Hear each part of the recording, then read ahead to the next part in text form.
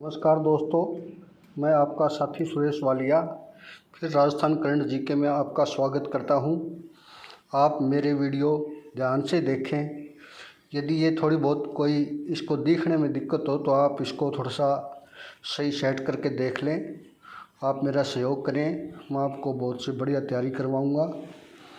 Rajasthan budget 2026-27 के तीन संकल्प हैं। आपको कमेंट बॉक्स में बताना है कि राजस्थान के वित्त मंत्री वर्तमान में कौन हैं जिन्होंने बजट पेश किया। पहला है इसकी ये तीन जो संकल्प हैं वो ध्यान रखना, इनमें से कौन सा है कौन सा नहीं है ये पूछ सकते हैं, प्रश्न बन सकता है।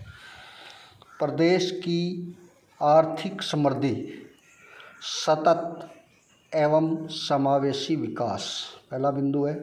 दूसरा है सेवा, समर्पण और सुशासन को प्राथमिकता। तीसरा है सबका साथ, सबका विकास और सबकी सार्थक भागीदारी। इसमें से कोई एक बिंदु अलग डाल देंगे और ये चार विकल्पों वाले में बहुत ही महत्वपूर्ण प्रश्न बन सकता है।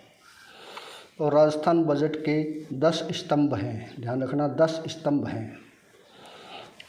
अभी आपको मैं बताना चाहूँगा कि ग्राम उत्थान शिविर लगे थे, ग्राम उत्थान शिविर, ठीक है। समृद्धि का सुनहरा प्रभात सरकार ने इस पर आधारित किया था और इसकी थीम पूछ सकते हैं, सशक्त किसान समृद्ध राजस्थान। सशक्त किसान समृद्ध राजस्थान थीम थी इसकी, ये ध्यान रखना है आपको।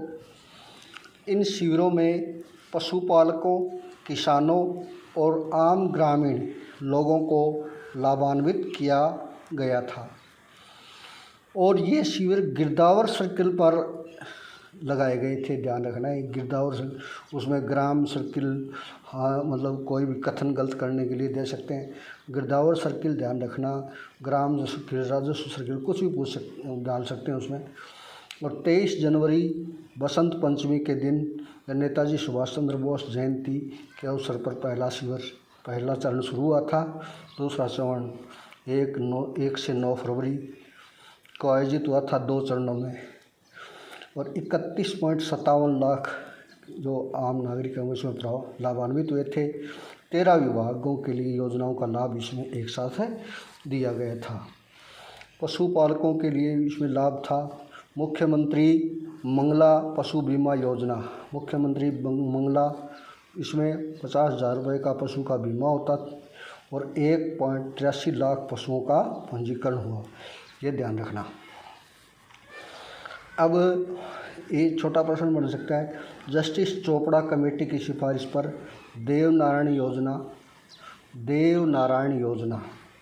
अब आपको बताना है कि देवनारायण योजना है वो है तो पूरे राजस्थान में लागू, लेकिन ये कौन से समुदाय को सर्वाधिक लाभान्वित कर रही है, ठीक है। इसको एसबीसी में शामिल कर लिया है उस समुदाय को, ध्यान रखना।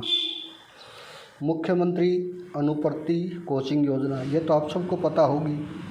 इसमें SC, ST, OBC, SBC, WBC और अल्पसंख्यक वर्ग इसमें लाभान्वित होते हैं। राष्ट्रीय और राज्य स्तर की सभी प्रकार की व्यावसायिक कोर्स हेतु इसमें सरकार द्वारा लाभान्वित किया जाता है परीक्षार्थियों को। पालनहार योजना अनाथ और संरक्षण की आवश्यकता वाले बच्चों के लिए है। ये अनाथ जिनके माता पिता न हो, संरक्षण वाले जो परित्यक्त महिलाएं हैं, विधवा हैं, या जो कोई जिसके माता पिता में से किसी एक को या दो को जेल हो गई हो, है ना। इस प्रकार से दिव्यांग श्रेणी के बच्चों के लिए अनाथ श्रेणी के बच्चों को 0 से 6 में मिलते हैं 1500 रुपये और 6 से 18 के लिए होंगे 2500 रुपये और अन्य श्रेणी में 0 से 6 को मिलते हैं 750 रुपये और 6 से 18 के लिए मिलते हैं 1500 रुपये। ध्यान रखना। धन्यवाद साथियों, फिर एक नई वीडियो के साथ फिर प्रस्तुत होंगे। धन्यवाद। आपका दिन शुभ, मंगलमय और आगे बढ़े।